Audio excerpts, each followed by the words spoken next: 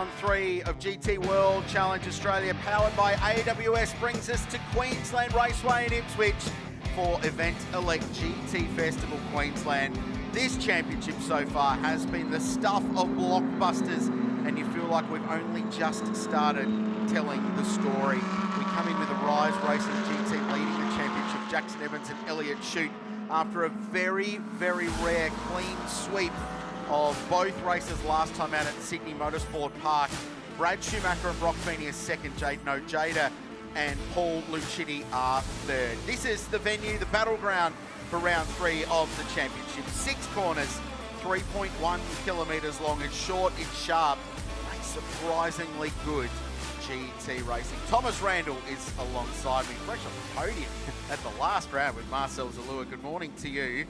We're really looking forward to that. I'm going to come to you in a second though, because first I want to get a look up close and personal. We're going to jump on board the Dale ITM Audi R8 LMS GT3 car for a hot lap of Queensland Raceway. Hey guys, Brendan Leach here, and join me as I coach my co-driver Tim Miles for a lap around Queensland Raceway, making our way down the front straight across the finish line. First thing you're looking for is that big brake marker at turn 1. Fastest corner on the circuit, should I say. Turn in, late, hard, 4th gear corner. Can be a bit spicy, especially you see a little twitch there in the raining conditions. A lot of drifting on this track, so it's very, very greasy offline. So atypical, staying nice and tight on the wet line, being very careful of the curbs. Now making our way down the back straight here, some time to look at the scenery and have a think about life. Looking for that 150 board, hard on the brakes, down into turn 3 here. Bit of a wiggle on braking there, some rear locking. Some good rotation from Tim, and then hard on the TC and stand on the loud pedal and make your way down towards turn 4. Next one you're looking for is this side road on the right hand side. Up through the gears, hard on the brakes down here. Very slippery corner on braking here. Good spot for a dive bomb, and a very, very tricky one to get right. This middle complex coming out of here, again being super careful of these curves. They're so slippery in the rain, and yeah, definitely an opportunity to get something wrong. Making our way into the last corner now. Tight 2nd gear corner, one of the new bits of asphalt on the circuit. Get the car rotated as sharp as possible, stand on the throttle and drive the thing across the finish line as quick as you can. I think out of 10, we'll give that one a 7.9. Good job, Tim. The driver coach to the stars, Brendan Leach, who is aboard the number 7 Audi in this session. We'll bring Tom Randall in now. I like that, a little rating there for his AM co-driver. Yeah, thanks, Krause. Good morning to you. Good morning, everyone that's tuning into round 3 of the Shannons Speed Series here from Queensland Raceway. And I actually thought Brendan might have given him a higher rating, considering very tricky conditions. And, you know, he kept it on the track, but that car at the moment, very fast. So we've just got under 12 minutes remaining in this session. They're short and sharp qualifying sessions, 15 minutes. And we have driver 1, which generally is the pro driver of the two. If you're in Pro-Am, they take part in this first qualifying session. And at the moment, it is that car, the Dale ITM Audi, the number 7, driven by Brendan Leach, who is currently on provisional pole. Still 11.5 minutes to go, but he has done a 19.7 at the moment, a 2nd clear of the field. So, look, I mean, there is still a long way to go. A lot of the drivers yesterday, Krause, were talking about just how hard it is to get tyre temp up with these wet tyres. But at the moment, it's not actually raining. The track is wet, but it's not raining. So maybe it will be a bit easy to get tyre temp, as this fantastic drone shot capturing the Brock Feeney number 87 Audi through 4 and 5. And the drivers were saying that complex especially is very slippery around here. So you can see in the timing totem left of screen who's behind the wheel. And as Thomas said, these are the pro drivers in these Pro-Am combinations. So the fast Kiwi, Brendan Leach, who has won GT World Challenge Australia pole to his credit in the past, was quickest, but beaten now by Brock Feeney, who is unbelievably good in these cars. Audi yet to have a pole position this season, 1 to Porsche, 3 to Ferrari. So they're looking to break through for their first one. These could be the conditions that suit the V10 Audi R8. Well, if it stays like this, you're going to have Audi 1, 2 and 3. Well, as I say that, Jade has just popped up into 3rd position. So at the moment, Feeney is fastest with a 118.67, and the gap is only about a 1/10 of a second between the top two. But the way that this session is going, the track's just getting hotter. It is about, what, 9:45 in the morning. But with 10 minutes to go, Crailsy, can they, would they go to dry tyres? Probably not, because trying to get a Pirelli dry tyre up to temperature is so challenging, and there's still that bit of spray off these cars. And with GT3 cars, with the amount of underfloor aero they have, along with that rear diffuser, it really does suck up a lot of water. So here is Brendan Leach, fast young man from Invercargill who spent his life plying his trade, racing GT cars around the world. It's the dream job, and he goes quicker. So there's massive track evolution here, and it feels like you're just going to keep lapping right until the very end of this session. The track's only going to get better and better. Yeah, I don't think the track will completely dry up. You can still see so much spray. There is really no wind at the moment either. We got a good shot there of the flags on the main straight, that everything's quite still. So with a very high humidity as well, it's hard for the track to dry. So the best way to dry is just keep having these cars circulating. So yeah, Brendan Leach at the moment really just finding the grip out there as he sets another purple sector in the first sector. But Feeney still not far behind. They just keep trading lap times at the moment. So it's going to be interesting to see how this session plays out. Let's jump down into the lane. Here's Charlie. Gents, I just had a quick chat with the one and only Craig Baird because we was hanging around the Arise garage. Of course, he loves a Ferrari, but the interesting thing that he says is they really struggle in the wet here. So, of course, yesterday we saw it as a tale of two woes. Jackson Evans struggled out there and didn't feature in the top 5 in pre-qualifying. However, Aaron Love did on debut. So it'll be really interesting to see what the Ferraris pull out today. Yeah, thanks, Charlie.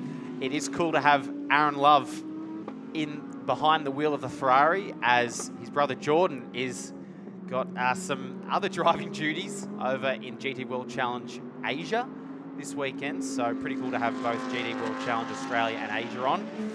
So Aaron's got the call up, and at the moment he is sitting in the 7th position. So yeah, the track is just continuing to evolve, Crailsy, and as Leach still, that 17.9 remains fastest at the moment, and the top 4 cars covered by less than 4/10. And what an embarrassment of riches when you can't have one Love. You plug the other one in. Aaron is a super young driver. His struggles in supercars well documented this year. I think an unfair portrayal, I suppose, of how good this young guy is. And this is the kind of weekend I think that is going to do wonders for him. Back in a more comfortable environment. One of the best in a cup car in extracting one-lap pace and making a rear tyre last as well, Aaron. That was one of his massive strengths. Very nearly won the Carrera Cup Championship in 2021. So great young guy. Good to see him back in that 77 Ferrari with Stephen Wyatt for Arise Racing. Brendan Leach sliding around. There was a big fistful of opposite lock midway through turn 6 in the Dale ITM Audi, and this should be an improved lap time. He takes another couple of tenths out and just extends that margin as Alex Peroni goes second in the ACMF Finance car for Team BRM. Good lap, 37 thousandths of a second between the two Audi R8s. Brock Feeney still third. The R8's looking really good in these conditions. Traditionally, a car that's produced a lot of downforce, so you'd think that in these conditions, that Audi is going to be strong, and so far it's proving up. If you haven't followed GT World Challenge Australia qualifying before, 2 sessions, 2 drivers. This is the driver for the pro drivers, and this will set the grid for race 2 of the weekend. The next session, the AMs will jump in, and that sets the grid for race 1, which is the race they start. This is great for the AM drivers because they're going to roll onto a racetrack that's significantly drier than it was at the start of this session. And it's going to be interesting to see what they do with the wets as well, whether or not they just keep the hot wets on or if they need to go to another set. So we'll see how that plays out. But let's head back down to the lane with Greg Rust. Tom, just been down to Melbourne Performance Centre to the Audi squad that look after both Paul Stokel and Gary Higgins. So the KFC Audi was in the lane here a moment ago, and they were working on lowering the pressures of the tyres on that car. So I think the feedback from Paul, Tom, is that the track is drying out a little bit and they're trying to adjust that car on the run to the conditions. Yeah, thanks, Rusty. That's a good point you make there, because as we just see one of the Ferraris, the Arise Racing Ferrari, moving away from the traditional dry line to cool those tyres down, the wet tyres, and that's what you generally do, is try and either find some wet patches to cool the tyres down or bring the car in and drop the pressures, because we're at a bit of an awkward point here with the track. It's not dry enough to go to slicks, but it's still quite slippery with that little bit of water that's residual in the road at the moment. So as a race driver, the car feels a bit awkward to drive. It's quite slippery, but you actually want it to be a bit more either wet or dry up a bit. So very challenging conditions for the 14 drivers out there at the moment. They're not far away from what in a race you'd call the crossover point, where it starts becoming too dry for the wet tyre, where if they're in racing conditions, they bail into pit lane and throw a slick on. So you're well sub 1 minute 10s here in a GT3 car. So 1 minute 17 at the moment. The crossover's probably in the high 15s before you want to put a slick on. There's still some wet bits around the racetrack, as you said, where you can get tripped up on. Leach still quickest. Brock Feeney goes fastest, sorry, with a 1 minute 17.4 by a tiny little margin. So Feeney now returns serve. David Wall is on a really good lap in the Lambo. So pick up the Wall racing car. He goes to 4th. That's excellent on his return to GT World Challenge Australia. There's a bit of a swap there between himself and D'Alberto, so great to see him behind the wheel of that Lamborghini, and he's doing a cracking job out there at the moment. But the track now, Crailsy, it's kind of, they're just in that period of mid-17s.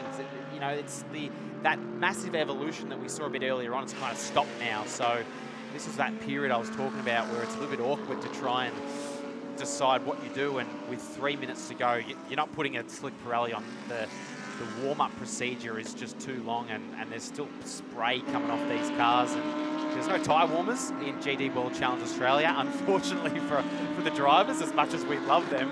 But yeah, they'll be running these wets for the remainder of the session, and the interesting thing will be to see what they do for qualifying 2 when we have the driver 2 out on the track in the not too distant future. As Wally, he's now gone purple to the middle sector, so hopefully we'll just follow him into the final corner as he rounds turn number 6, getting on the power. I'm sure the traction control will be kicking in there and trying to stay off that curb on the X, because that is slippery, as he comes to the line, and he goes to the top with a 17.1, 2/10 clear of Brock Feeney. So that's a cracking job from David Wall.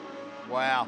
Somewhere in Italy at the moment, Tony D'Alberto, who is on vacation with the family, will be looking at the TV screen and he'll be smiling, but might be worried about getting his job back as well. Wally goes to the top. Rusty?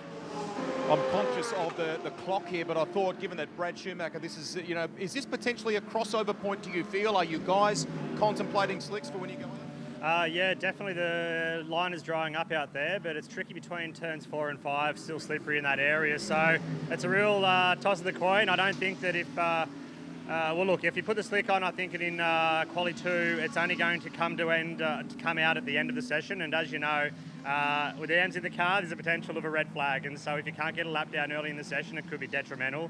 Yeah, as I said, toss that coin in the air, see what happens. My suggestion would be, go out on the wet and play the safe game. Thanks for the chat. Cheers. So perhaps a conservative approach down at the MPC garage. I wonder if there's a team that does roll the dice with a slick tyre. So Brendan Leach, well, a big slide on the exit of turn 2. He's clearly got the traction control dial right back in this car. So offline, it's still wet, but he's at the point where he's almost looking for some wet weather now in the Dale ITM car. So right now back to 4th place. No improvement in the first sector. Feeney's flying, goes quicker. Since the full-blown SRO GT World Challenge Australia regs came in here in 2021, a Lamborghini has never been on pole position. So the Huracan could be in with a really, really good shot. But Brock Feeney is on a great lap at the moment. 40 seconds, just under 40 seconds remaining in the session as well. So I'd say this will probably be Feeney's second last lap. He will get one more if he likes. It'll be tight for time, as Wally also improves in the first sector, so he's on his last lap. But it's going to be very close between Wall and Feeney, as here comes Feeney round the final corner in that 888 Kelso Electric Audi. What is it going to be? What time is he going to do as he crosses the line? Does he go to pole? He does, by 0.16 of a second, a 17.0. 17 dead for Brock Feeney. Oh, poor David Wall.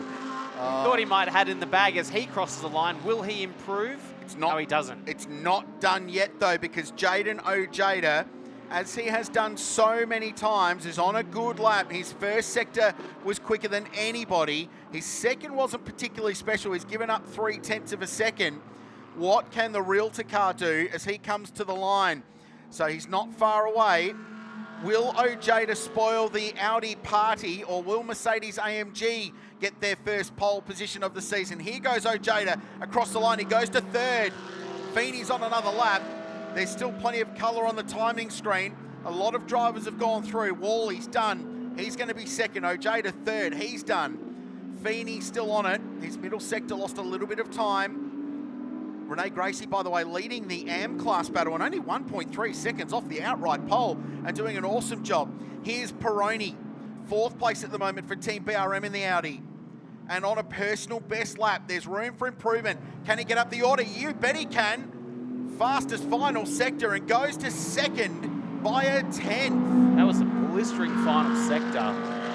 In the middle sector, I wasn't quite sure what was going to happen there because he was about 2.5 tenths down in the middle sector on Feeney, but that final sector just blew everyone out of the water, and he's only 1/10 of a second behind Feeney, so he's going to share that front row with Feeney. So that's an Audi front row lockout for tomorrow's race, which these drivers will start. So David Wall, who we thought may have held that pole position, which would have been pretty incredible on his return to GT World Challenge Australia, powered by AWS, but he's going to have to settle for third place, which is still a cracking result for him and for that team. I mean, 0.16 away from pole. Then it'll be Ojeda, the first of the Mercedes. Brendan Leach back in fifth. Probably for him, he'd probably be disappointed with that, as we know how much speed he had at the start of the session. Whether maybe they had the tyre pressures higher or he pushed a bit too hard too early, but Feeney is the man on top. Third GT World Challenge Australia pole position for Brock, and that puts the 888 car on top. So really good job for MPC, and Kelso Electrical, Brad Schumacher will take over that car for the second part of qualifying. Hey, I want to highlight the job Renee Gracie has done. AM class pole, but with a 1:18.40, he's 1.3 seconds away from the outright pole. That is a huge lap from Renee, who's driving with a lot of confidence at the moment in the OnlyFans Team MPC car. So Audi, Lamborghini, Mercedes AMG in the top four. The Ferraris struggled. 6th place for Jackson Evans, 10th place for Aaron Love there. We have a look at highlights from an intense qualifying session. 1 minute 17.0 was the peak lap time at the end, but this was an undulating session that chopped and changed all the way through. We weren't really sure what was going on with the track evolution as well. Brendan Leach was super fast early on, whether or not he might have used a little bit too much of that rubber too early. And Aaron Love in the Arise Ferrari making his debut with the team. And what a way to debut in these sort of conditions. But like I said, Renee Gracie did a fantastic job, actually out-qualifying two of the Pro-Am guys, Declan Fraser and Aaron Love. But it was this man, Brock Feeney, claiming his third pole position in GT World Challenge Australia. Right, let's go and hear from people down in the lane. Here's Charlie. Brock, I'll just interject, sorry, as you're debriefing with your teammate. Wow, that was not easy out there. Talk us through it. Yeah, no, it's pretty tricky. The track's drying up so much, so it's, I don't know, it's right on the crossover if you'd go to slicks or not. So, yeah, it's tricky out there. It was so hard. I can see my light panel in the reflection of the windscreen, so I could see when I was going fastest or not. And it was just so tight the whole session. So, yeah, pretty chuffed to get that lap in towards the end. And, yeah, I've been making myself look pretty average this year in this series, so it's good to finally get a pole. So how crucial is it to start this way to the weekend to catch those Ferraris? Yeah, we really need a good weekend. It's going to be my last weekend here before Will takes over, so I'm hoping to end on a high. But, yeah, we've been really quick in the wet, so, you know, for Brad, it's obviously huge to try and win this championship. So hopefully we can fight back. Yeah, I don't know where they ended up, but I seemed to get through them pretty quick at the start, so I think we got pretty good pace. All the best. Thanks, Charlie. Cheers. Thanks, Charlie, down there with Brock Feeney, who grabs his third pole position. And this combination that's been super effective, he and Brad Schumacher since they've teamed up. There are plans for Will Brown to jump in that car at some point. The plan was to share the two drivers, but B. Fiend has been doing such a good job alongside Brad Schumacher. It's going to be hard to get him out of that seat. They had a win in race 2 at the Phillip Island Grand Prix circuit and have moved to second in the championship with a 4th and a 3rd last time out at Sydney Motorsport Park. So that's the scene. There's a little lull as the AM drivers jump in these cars now for the second part of qualifying. And I think, Thomas, the question's going to be wet or slick? Well, and if you put a slick on, how do you get the temp up when the fastest time in qualifying was a 1:17 dead, and pole last year was Brad Schumacher in the qualifying 2 with a 1:07.3. So they're still 10 seconds away with a 15-minute session. You know, what are you going to do? Let's find out from our AM class pole sitter, Renee Gracie. An awesome job, Rusty, in that session. You know what, you're going to dive out for 1 second because the engineer wants to quickly have a word to her before we get the chance to do that. So they're just chatting with Renee here. Melbourne Performance Centre are so good with details, as you know, and I think a lot of the conversation surrounds what the weather might do in this session. Looking up and down the lane at the moment, guys, looks like most of them are still on those grooved or wet tyres that I can see here, certainly among the MPC Audis. I want to kind of, if we can, in talking to her, reflect on the performance here. It's not just the effort from a class pole position standpoint, it's the lap itself. So obviously Renee very familiar with Queensland Raceway, but the continued growth and experience that she's enjoying in this class is absolutely reflected in moments like that. Thank you. Hey, congratulations. It's not just what you achieved from a class perspective. The lap itself was really good.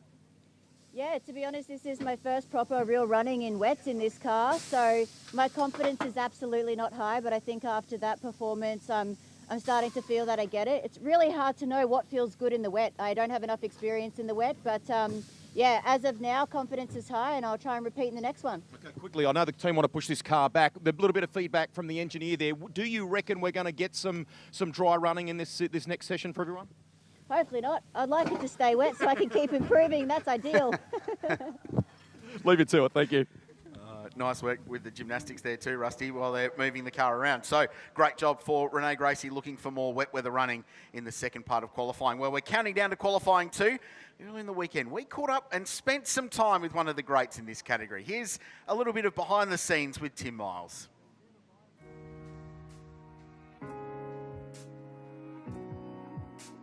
So my life outside motorsport, I'm married to Tracy with 2 beautiful girls, Kaylee and Erin, and my real job is I have a corporate advisory practice that helps to buy and sell businesses.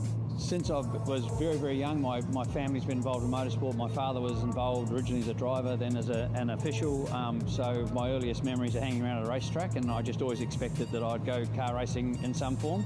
I did it a lot as a kid, and then stopped driving when I was about 21, and retired from it altogether until I was about 45, and I absolutely loved it and got back in and haven't looked back.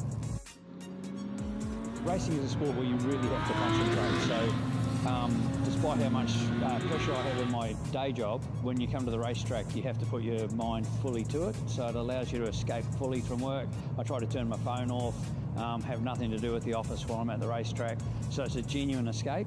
And then there's so much adrenaline in driving one of these cars. They're so quick, you come away from a weekend thinking about the weekend, not thinking about work.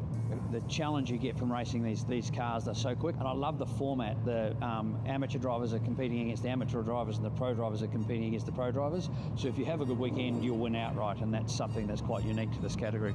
I think everybody in motorsport comes away like a travelling circus, so we all get on incredibly well. All of us as a community, we all look after each other and get on well, and you'll see sometimes when somebody has a bad weekend, needs a spare part or something, Team A will help Team B to make sure that they can have a good weekend. My relationship with Brendan's fantastic. He's, I call him a young fella, he's not, he's 27, but he's young to the world stage, and as you can see from his results, he's driving incredibly well. So for me, it's great to be partnered with somebody that's got such speed that can help me to make sure I get the most out of myself, but also then it's wonderful seeing his career progress as a result of people seeing him here on the Australian stage.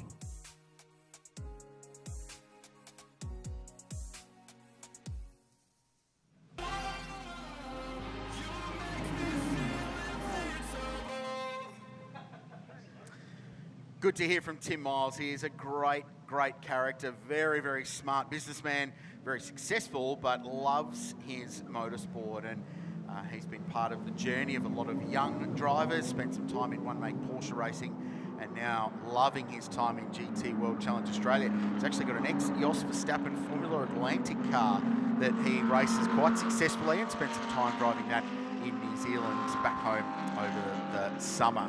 As we roll into qualifying 2 now for GT World Challenge Australia, powered by AWS, the AM drivers behind the wheel. So Elliott Shute will be behind the wheel of the 26 Arise Racing Ferrari. Stephen Wyatt behind the wheel of the sister car. Mark Rosser has a job to do in the ACM Finance car for Team BRM after an excellent performance by Alex Peroni. That man, Tim Miles, there in car number 7. He was fast in the wet yesterday afternoon, so this could be good for Milesy. Renee Gracie goes around again, driving solo.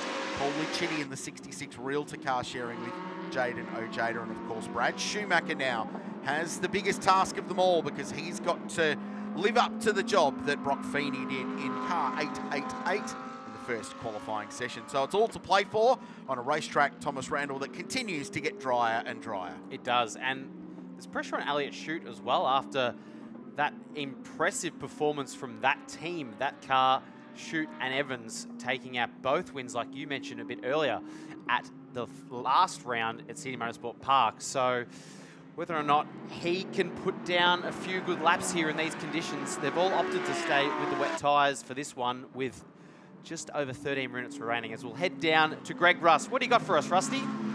Tom, we're at Arise Racing, and it's lovely to see a smile on this guy's face, Aaron Love. I mean, how was the session? How are you finding things here? Yeah, no, I love the car. I know the crew, so we're having a whole lot of fun. I think we just didn't quite get the setup right for the conditions. I think we're a bit too stiff, hoping it was going to be a bit drier, but the track is taking so long to dry out over the past couple of days, so we're pretty good when it was like full wet, so we'll have a bit of a tune-up. Steve will go have a run. He'll get his confidence up and go have a crack as well. I think he's covered everything we need to talk to him about there. Good on you, mate. We'll keep on it though, guys. Why don't I wander next door and see if we can have a quick word to David Wall and just get his thoughts if we can. Wally, come forward. That was a pretty handy lap from you there, too. But you were animated in the discussion with the team here before about what the sort of traction control is doing. Yeah, it was a little bit too intrusive for me. So I was not knowing a lot of it. I haven't done it for a little while in this car, so kind of trying to get some info from DF there and say what I had going on, and he gave me a few little tunes to on the way, and that really helped me. But I just asked too much of it on my last lap, and I thought I had enough to come around and start another lap, so I boarded the last corner ready to go and got the flag. So, but you know, I'm happy, like, to be in the front 2 rows against all these young kids that are driving all the time. Testament to the boys and DF and everyone of the car, and I just got to sit in it. It's great. Thank you, mate. Let you get back to watching us. Yes. He is massively underrates himself, David Wall. He is one of the great drivers. He may have said that, credit to the team, but hey, you've still got to do the job as the driver, don't you? Yeah. I love it. Straight into complaining about all the driver aids that get thrown in these cars as well, traction control, and you're sitting here shaking your head trying to drive a 650 horsepower supercar on eggshells. No driver aids for Thomas Randall, though I think you enjoyed them at Sydney Motorsport Park last time out, didn't you? Little cameo with Marcel Zalua. So Brad Schumacher has gone quickest while we were hearing down that great reporting pit lane. 1 minute 18.4 already for the Bathurstian. Elliott Shute second for Arise in the Ferrari, and Liam Talbot up to third. He's got some work to do there in the Aston Martin because Declan Fraser struggled in qualifying 1. So Liam needs to deliver in this session. Correct. So they can get that car to the front for at least one of the races.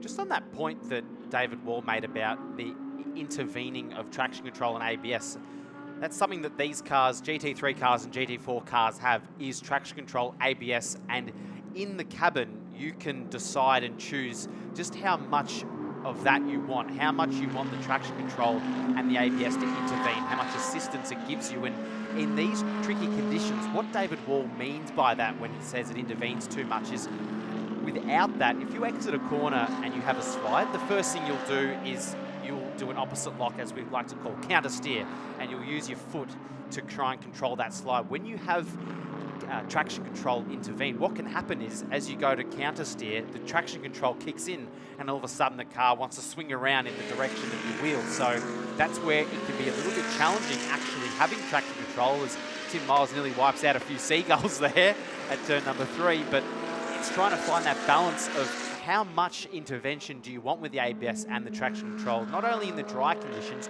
but in the wet. And when the track is starting to dry up, you're on hot, older, wet tyres, that's something that you're probably going to be playing around with a lot more, as he has another massive moment off turn number 5. I think you just got a bit of that white line there, and I'm sure there was plenty of traction control intervening in there. It's so rare you see these GT3 cars sideways. It's kind of a joy when they are, because normally they're very precise, very accurate, very pointy racing cars. They don't slide around a lot. It's not the fast way. That final sector, he lost a little bit of time there, Miles. He gave away some margin, and he's gone second by 0.041 of a second. Elliott Shute currently quickest. Charlie is in the lane. Well, we see that Liam Talbot has brought the Aston Martin back up to around third at the moment, but I wanted to have a quick chat with Declan Fraser. Of course, absolutely not where you'd want to be in Qual 1. Yeah, it was a bit of a struggle out there, changing conditions and stuff like that, but it's really no excuse, you know. We're trying our hardest to get it in the window, and we'll get there. Like, I have full belief in the team, and Liam's doing a great job out there now. So, comes around to the race, we know we've got a good race car, and the thing is just super gripped up. So, yeah, we'll have some fun. And as the track is changing the entire time, everyone's sort of talking about when's it going to get dry, when's it going to get dry. Talk us through what it really is like out there. It's such a hard thing to predict, because when I was out there, it was sort of right at that cusp where you could nearly go to slicks, and these guys are running around pretty aggressively, so it may clear out. We don't know. It might be a one-lap shootout at the end. And let's quickly talk about the Driver Academy, Aston Martin. How's that factoring into your weekend this weekend? What support are you getting? Yeah, it's amazing. I've been, this morning I was speaking to some people over in the UK, and they're got nothing but support for me and the team. So it's a really cool program to be a part of, and I'm just excited to see where the future goes. Well, congratulations. We're super excited for you. Thank you. Appreciate it. Thanks, Charlie, with Declan Fraser and Liam Talbot, champion of this category, doing the job at the moment for Valente Rosso. Shute quickest, 1 minute 17.22, almost matched the time set by Brock Feeney in qualifying 1. Mark Rosser has gone to second place with the quickest middle sector of everybody. Tim Miles jumps to third now in the Audi. Renee Gracie fourth. Remember, qualified on the front row at Sydney Motorsport Park in the AM session. So he's got priors of being right at the pointy end. Brad Schumacher has started a lap and is quickest of anybody in the first of the 3 sectors that break up this 3.1 kilometre circuit. Talbot next. James Kandura second in the AM class and 7th outright. Sergio Perez in the 55 Guy Valmont racing car in 8th position. Grant Donaldson in 9th. Great to have the 111 car back in the field this weekend, and Adrian Deeks in the Lambo currently 10th. Very strong first sector there for Brad Schumacher, setting the purple first sector at 25.5, and even Liam Talbot first sector there was a 25.6. Unfortunately, he hasn't improved the middle sector, but still up to the second sector as Brad Schumacher is purple to the middle sector overall. Elliott Shute's just beaten his time again with a 17 dead, which is pretty much matching what was the fastest time in the qualifying 1 with the pro session, as Brad Schumacher just lays down a 16.59. So he's gone 0.4 of a second faster than Elliott Shute. But I mean, the track's just getting drier and drier. The rain has stopped. I'm not sure when we'll see some more rain. I'm sure we'll get some at some point later today, but for the moment, the track is just continuing to dry up, and I think pretty much the whole field have elected to just stay on the same hot wets that qualifying 1 cars, or that all the drivers were on there. So it's a tricky one trying to find what line you want to take, because there is a dry line appearing, but you don't want to overheat the tyres. So just trying to find that balance, as Schumacher still finding more time out there, as he's done a 25.2 now in the first sector. That's about 0.3 faster than what was the fastest first sector on the previous lap. So I think we're finding that point now, Crailsy, where we had that lull period in the track where it was just hovering around that 117 mark, and now we're starting to see the track just getting faster and faster. Elliott Shute goes into the 16s now in the Ferrari, remains second. So Schumacher quickest for Audi, Ferrari second. Miles in the pit lane with 5.5 minutes to go. I wonder, you're doing the global sign for tyre pressures. I wonder if they take a gamble and throw some slicks at that car for the very end of the session. Renee Gracie's just gone third quickest. Miles fourth in the lane. Talbot fifth. Rosser back to 6th place. Schumacher improves again and does a 1 minute 16.20, 0.7 of a second up on the field at the moment. Well, no one's even close to him in the first sector. He's got 3/10 at the moment on the field in the first sector. So that Audi is just lightning fast in that first sector. Rusty? I'm just by the Dale ITM Audi guy, so this looks like a repressure, and in fact, Brendan Leach right beside me here. It doesn't feel quite right just yet for Slicks. You're gonna stay on this rubber? Yeah, I think it's just on the cusp right now. So maybe if it was myself in the car, you'd give it a go, but it'll be high risk. So yeah, heavily bleed for Tim, and then he can push for the last like 3 or 4 laps. Hopefully, no red flag, and you know, he's already done a really good job so far, and we're happy with being on the second row of the grid at the moment. At least we've dropped down a bit more now, but yeah, I think he's doing really good. He's a bit of a rainmaster, so yeah, should be a good one. Okay, thank you for the insights there. It's been a busy few weeks for this guy on the road too. Yeah, thanks, Rusty. My colleague in the commentary box is pleased because he called that tyre pressure bleed. That's why you're the pro, Thomas. So Schumacher's still quickest. Elliott Schute's got the margin down to 0.1 of a second, by the way. So the Ferrari going quickly. It's very good in the final third of the lap, that Arise Racing GT entry. So 1 minute 16.38. Sergio Perez has just gone third in car 55. He was just crossing the line as Miles rolled out of pit lane with those tyres now repressured. Great lap from Sergio. Yeah, I think Miles, he should be able to get straight onto it as well because the tyres will still be hot. So they've bled them down, hot tyres, repressured. He should be able to get on it, and with 3 minutes to go, probably when he crosses the line, he'll get a few laps in, barring no red flags. But in full wet conditions, these Pirellis can move about 20 litres of water a second at about 100 k's an hour. So you'd say you probably double that when they're doing over 200 k's an hour. So that's a lot of water that they disperse. So that, along with all the underfloor or the floor aero, the under tray, the front splitter, the rear diffuser, they do suck up a lot of water. Well, yeah, 20 litres per tyre. There's 4 of them. Correct. So that's 80 litres, and then you double that at 200 k's an hour, it's 160. So it's a lot. You and I were standing on top of the new pit building that Tony Quinn's built here. It's an outstanding venue now to watch motorsport. And yesterday, fortunately, we were in some shelter, which was more important because it was heaving down. And we were watching the rooster tails out the back of the cars. It's the one time you can see aerodynamics working on a racing car is in the rain, and the aero affect the diffuser. The water pulled up from that underbody and fired out the back into probably 5 metres high and 10 metres out the back of the car. Spectacular to watch the aero effect of these downforce-driven GT3 cars. 2 minutes and 15 seconds to go in qualifying 2. Brad Schumacher currently quickest. Elliott Shute second. We're watching the Lance East Exotics Ferrari at the moment. Mark Rosser third and going quickly for BRM. Then Sergio Perez fourth. Stephen Wyatt up to fifth. That is a big, big job for the West Australian. Rene Gracie on top in the AM class, but James Konduras going quite quickly down in 10th outright, second in AM right now, and looking to improve. No improvement from Elliott Shute. The Ferrari stays second. What's Rosser got? He goes across the line.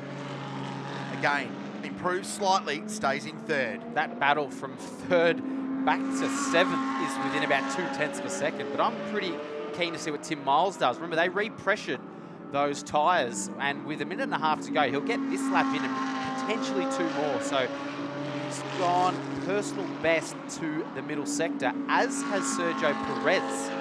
So I think the track has still got a bit of life left in it as Konduras moves up into 8th. So he's second in the AM class, and Miles goes up to third with a 1:16.4. And that was his first push lap. Correct. So he's got another one. He crossed the line just in time to get at least 1 more lap, potentially 2. Yeah, that repressuring has definitely worked for them, and he's within 0.2 of striking distance of Schumacher, 200ths off being on the front row. And remember, this sets the grid for race 1 today, and we will have pit stop compensation times, which we'll get into when the race comes around, which is going to affect our current second place sitter, Elliott Shute, the most, as they are our most recent race winners back in SMP.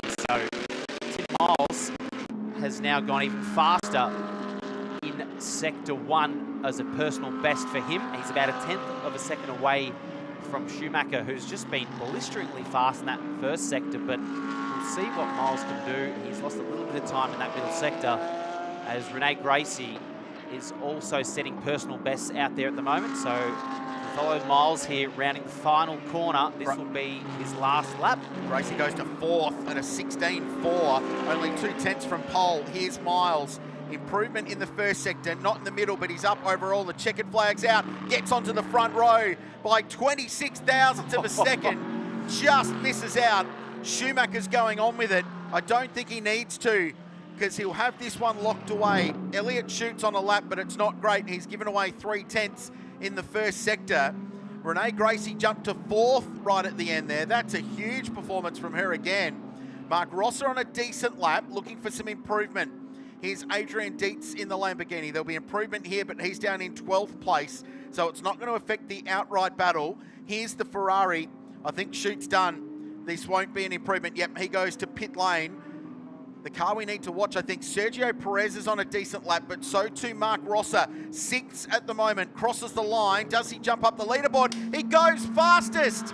He goes to the top by 0.008 of a second right at the end of the session, and he's beaten by Schumacher, who gets into the 15s. Pole changes hands a minute and a half after the checkered flag started flying. That final sector was unbelievable from Brad Schumacher. He was down on himself to the middle sector, and he's found 4/10. Unbelievable. 4/10 of a second.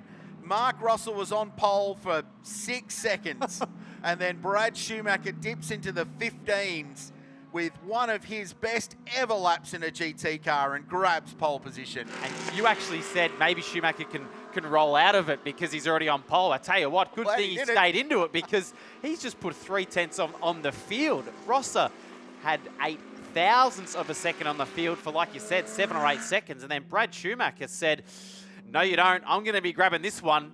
And that final sector was just absolutely blistering. He was down in the middle sector on Rosser, but 4/10 in that final sector. I'd love to know where he found that. Incredible, Grailsey. 4th career pole for Brad Schumacher equals Chaz Mostert, Yasser Shahin and Jaden Ojeda, so he's in decent company, the man from Bathurst. What a session. Tim Miles was in the mix as always. That was fantastic performance from the Dale ITM car. The Ferrari was quick, so they clearly made some improvements to that car between sessions. Remember, Aaron Love said they were a bit stiff in qualifying one, so softened the car up for the wet conditions. Elliott Shute ended 4th. Renee Gracie on pole in the AM class again. A tyre re-pressure for Tim Miles, and it worked. He dropped down to 7th, he jumped straight back up to the front, and then a shootout right at the end. Miles improved, Rosser improved, and for just a tiny little moment, it looked like the BRM car, who was a winner here last year, would be on pole position. But he ends up 2nd. Mark Rosser, huge performance for he and Alex Peroni today. Brad Schumacher, one of his best ever laps in a GT car. The Kelso electrical Audi on pole position for the race this afternoon. Here's the results. That was good. It was, and that car takes both pole positions.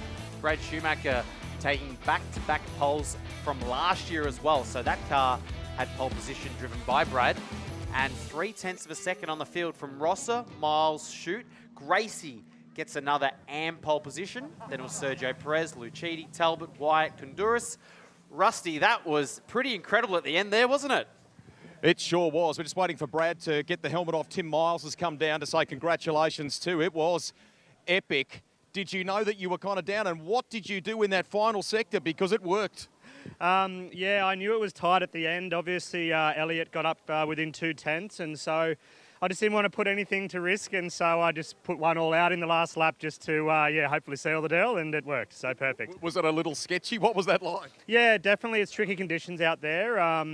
It started to rain again towards the end of the session, so the drying line started to get damp again, so it was very difficult to get that lap time out of the car right at the end. You and I spoke at the end of a damp Phillip Island race.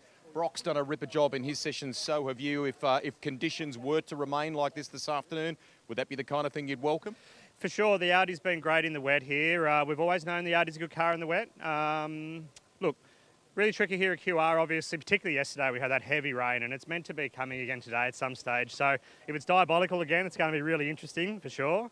But no, the Audi's a great package in the wet, and the guys at MPC, Melbourne Performance Centre, have done a fantastic job giving us a good platform. Double pole for the Kelso electrical Audi. That must feel sweet. Congratulations. Thanks, Rusty.